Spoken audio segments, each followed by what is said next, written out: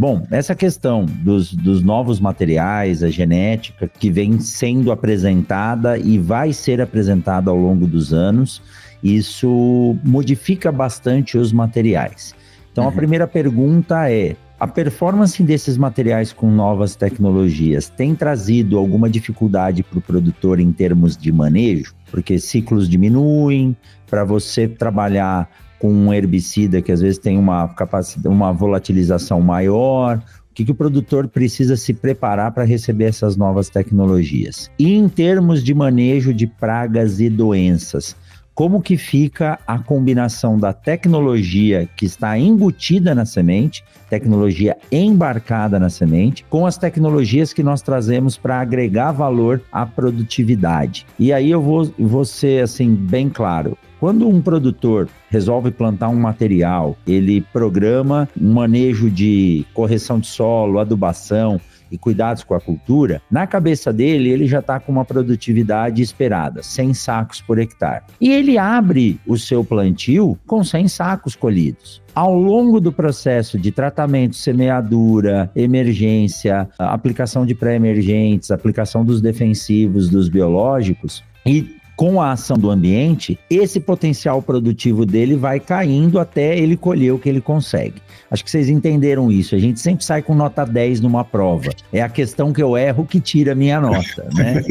Então, como que fica a questão desses materiais com as novas tecnologias em termos de uso e manejo dessas tecnologias para o produtor? E aí, para o Eduardo, a aplicação dos biológicos e dos químicos com essas novas tecnologias embarcadas. Pô, se eu tenho um produto, uma semente, que já me traz uma tecnologia de controle de lagarta, o que eu preciso fazer para que essa tecnologia funcione e não simplesmente fazer o controle da lagarta de outra forma? E aí vou acrescentar mais um ponto para botar mais lenha aqui nessa fogueira. Quando a gente se monta numa tecnologia que já vai nos dar segurança a uma praga, a gente pode acordar outra que estava adormecida ali, ela pode se tornar um problema, e a gente viu que as vaquinhas foi um problema que não existia e depois passou a ser um alvo-chave para as culturas, tá? Bom, uma das coisas que eu vejo quando pega todas essas tecnologias que estão vindo para dentro já da semente em si, né? Obviamente vai ficando cada vez mais complexo para ser posicionado e manejado a lavoura. Eu tenho uma visão de futuro que ela tá entrelaçado aí tu ter mais profissionais ajudando o produtor. Por exemplo, hoje a gente tem vários gargalos. Um exemplo, né? Eu tenho lá o Leonardo Zamolin, que é um amigo meu lá da Plante Mais. O cara trabalha só com a parte de plantabilidade. Depois de plantabilidade, lastro também de trator. Ou seja, ele pegou um nicho ali de trabalho, igual o pessoal lá do Paulo Arbex lá faz também, né? Mas ele pegou um gargalo do produtor e começou a trabalhar e melhorar aquele ponto. A gente tem pessoas que trabalham só na parte de monitoramento de lavoura, outros que trabalham só em identificação de doença, de avaliar a qualidade da semente, ou seja, tu começa a ter vários profissionais diferentes que vão estar auxiliando o produtor. Talvez o futuro seja de tu ter vários especialistas ajudando na tomada de decisão. Talvez tenha uma inteligência artificial para correlacionar esse monte de informação que vai ser gerada, porque eu acho que vai começar a ficar cada vez mais difícil ter um cara só que vai ter todo esse conhecimento sobre todas essas áreas e conseguir fazer o melhor posicionamento, com o melhor custo-benefício, o melhor resultado, com as variáveis do ambiente, solo, clima e etc, sabe? Então, a tecnologia acredito que vem um pouco por esse lado. Vou aproveitar aqui que você falou isso, não perca seu raciocínio, quero que você continue. Mas hoje, a gente fez uma apresentação do projeto, minha, para os calouros que entraram aqui na agronomia. E um dos pontos que eu falei é das visitas de produtores e alunos de outros países que vêm visitar nosso projeto. E nós recebemos 20 alunos da Áustria esse ano de agronomia. E a agronomia lá, ela é feita de 3 anos de um núcleo básico em ciências biológicas e depois 2 anos de um mestrado profissionalizante. Então o cara não se forma um generalista que nem nós. Lá forma-se o fitotecnista, fitopatologista, especialista em fisiologia de plantas, e a gente está tendendo a isso. Mesmo estudando para tudo, você tem que se especializar para não virar um oceano de conhecimento com 1 centímetro de profundidade, né, Eduardo?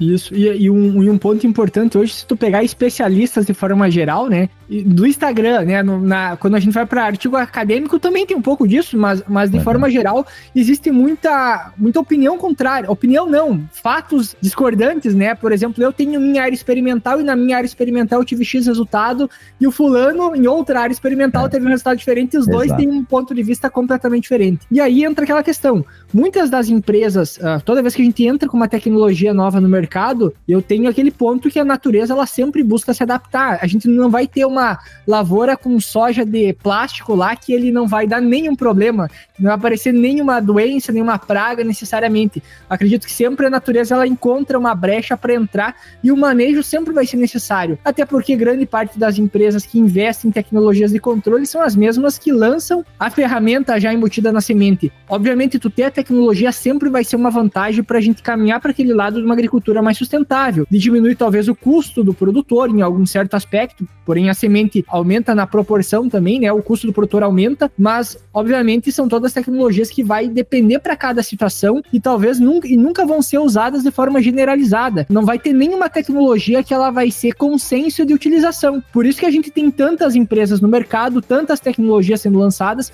porque nenhuma delas vai ser consenso. Então, eu nunca vou ter... Bom, a gente tem, ao mesmo tempo que tem um produtor que usa todo tipo de tecnologia, tem o cara que não usa nada de tecnologia. Tem um cara que usa muita tecnologia e trabalha com soja convencional. Então, existe várias facetas, várias mudanças no mercado que a gente vai buscar se adaptar. E a gente tá falando de soja, talvez amanhã ou depois, sei lá, vai entrar mais um ciclo cultural ali no meio, vai entrar uma cultura que até, vou dar um exemplo, há poucos anos atrás a gente não falava tanto de gergelim, para mim, recentemente é uma novidade. Então olha como vai modificando o mercado e os desafios continuam, porque até tu botar uma tecnologia como a gente tem na soja para outras culturas, é uma caminhada longa, então sempre vai necessitar de profissionais, sempre vai necessitar da adoção de tecnologias e esse acompanhamento com o produtor.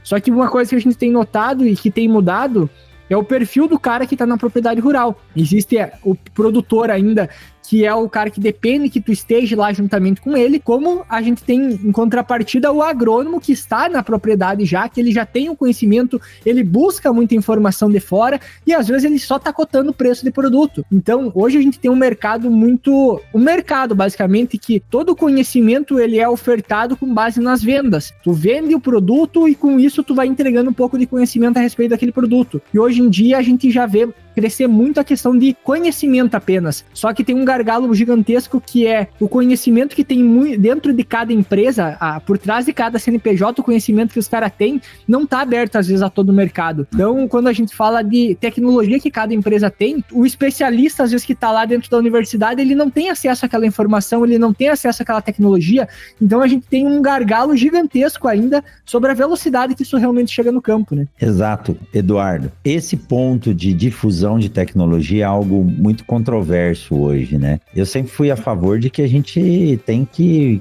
difundir o conhecimento que a gente tem.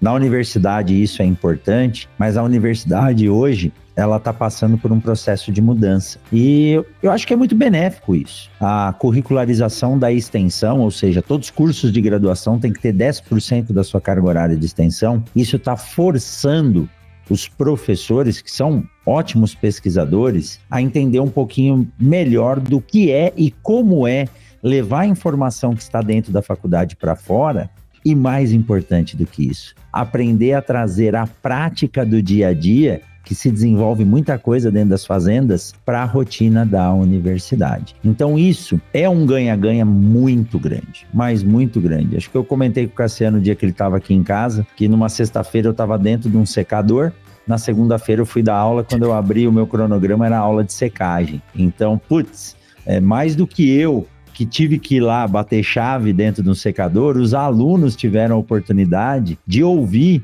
o que eu aprendi, o que eu fiz, né, na troca de informações na sexta-feira passada. E foi engraçado que ao invés de usar uma palestra ou uma aula que eu tinha, eu abri o celular e comecei a mostrar as fotos e comentar com eles. Então, essa troca de informações é importante. E o que dá medo é que às vezes nós temos a tecnologia na propriedade, seja de um produto, de uma variedade ou de um equipamento, e a gente não extrai tudo dela. Pode olhar aí em cima da sua mesa, no painel do carro, ou no seu bolso, você tem um celular. Você não faz ideia do que o seu celular faz e você não usa tudo que ele pode te oferecer, né? Então isso tem que ser levado em consideração.